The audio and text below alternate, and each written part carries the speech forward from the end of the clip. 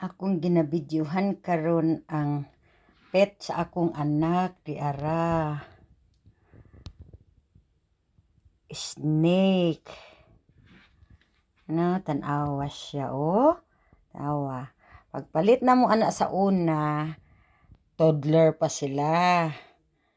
Ang kaluhan nako. Unya, kani siya 30 centimeter lang kataas. Unya, mura lag 1 centimeter ang iyang ka laparon. Karon tan-awa ninyo mga higala, tan-awa. Kay gihinganlan ni nilag noodle. Sa tuwa pa sa English, noodle. So, noodle kay kanilaging taas nya murag noodles. So, taas na ni siya ba? Nya, nidako ani kon pagod dibaga. Nibaga sa sunod kwaon ako ni dinhi. O di na ako makita pa yung ikog. Taas na ni siya kaayo katong ulahin akong gunit ani sa iha kay kuan ni siya. Ha? Iyang dila ay nigawas. Uy. Psst, psst, psst. Tanawa ay iyang dila. Nudli, pakita imong dila. Psst, psst, psst, psst, psst, psst, psst. Nudli. Oh. Kadungog ka no. Kaila siya sa iyang pangalan na. Taas iyang dila. Na. Kanya, mga one balik ko sa konsulti ganina mga 1 meter lang to siya. Karon tingali basig 1 meter. Kuan na ni. 1 meter 40 or more or less. So, I don't know. Ay, tanawa. Pakita-kita siya sa iyang dila. Ana na siya. Yamaw ng iyahang balay. Og sa isda pa aquarium, no? Ang kani siya kay ambot no sa ganito tawag nila ani, uy. Nakalimot ko, no? Anyway, I'm gonna show it to you. Mao na siya.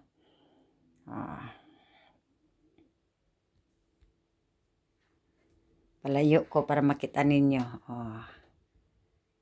Munang iyahang pet, diha, murag aquarium sad. Nya na ana siya diha kanang murag para ang iyahang Feuchtigkeit. Sugan ining Feuchtigkeit sa tuwa, oy.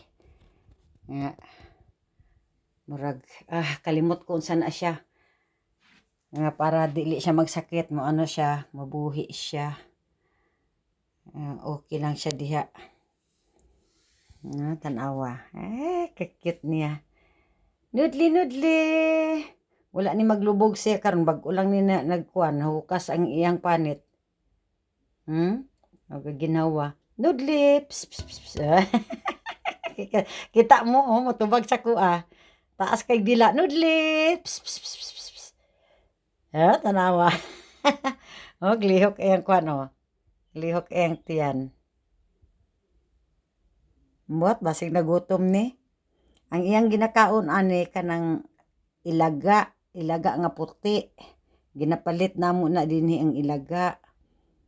Sa atoang presyo sa atong kwarta diha mga 1,200 ang ilaga kada pakaon sa iyaha. Sa atong kwarta. Alangan no nga tan-aw sa ko alangan nga patyon pod nga pit baya ni slangga nako Manuel nawa. Unya siya na kuan niya ni. Siya na kapalit pagkaon ani niya. Siya po'y gapakaon bisag wala siya gapuyo aning balay. Noodlips. Kahit hindi na nga nakatira dito sa bahay, nauwi pa rin dito at para lang pakainin ito sawa niya. No, ayan si Noodle. No, siguro mga ilang taon na tong ahas na to. Kasi mga anak ko ngayon 22 years old na, magti-23 na. Toddler pa sila nang bilhin namin to. Sabi ko nga, uulitin ko 30 centimeters lang ito noon at saka parang ganito lang ganyan kalapad ang katawan niya. Ayan, ganito. Pero ngayon tingnan nyo.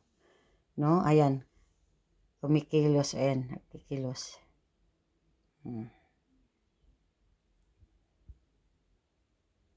Bye-bye, Noodle. Bye-bye. Ipapakita ko nga pala yung ano niya. Yung mga pinag-ano niya. Na, di ba yung tawag nila, pag nagpalit siya ng ano, di yan kumakain, nakalubog lang yan, tapos hindi nakakita yung sawa. Tapos ano siya, yung parang nagiging bulag kasi nga nagche-change yung, how you say that, nagche-change yung kanyang balat. O, ayan. At ayan na yung mga balat niya. Oh. Dito lang namin nilagay. Siguro, kung hindi namin to tinapon, ano?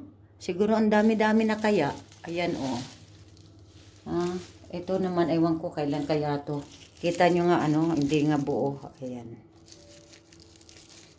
Hindi nga siya, ano, oh. Mahaba na nga, eh. Ayan.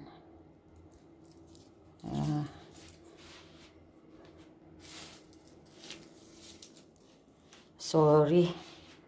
Ang pagbibideo ko maano. Kasi nagkakaano nga nagkakaputol-putulan na. Or else ang dami-dami niya kaya na. Oh, ayan.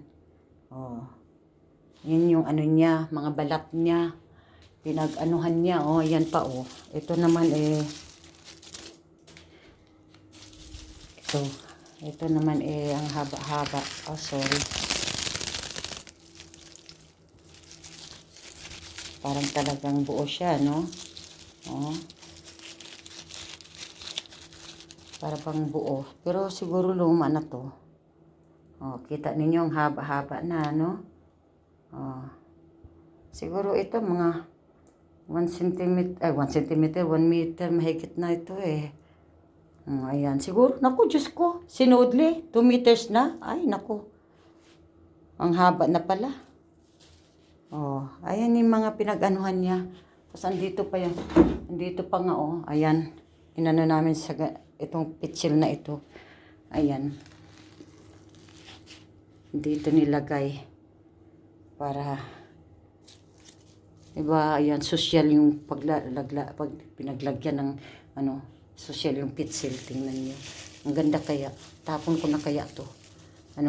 Itapon ko na kaya to. Anuhin ko yung pitsil. Kasi ang ganda ng pitsil, ano, sayang. Magagamit ko yan. Diba? Daling ko kaya yan sa atin. Babongga bells. O, ayan. Sa ano ko pa yan sa binang ko pa yan. Dami-dami niya kayang gamit.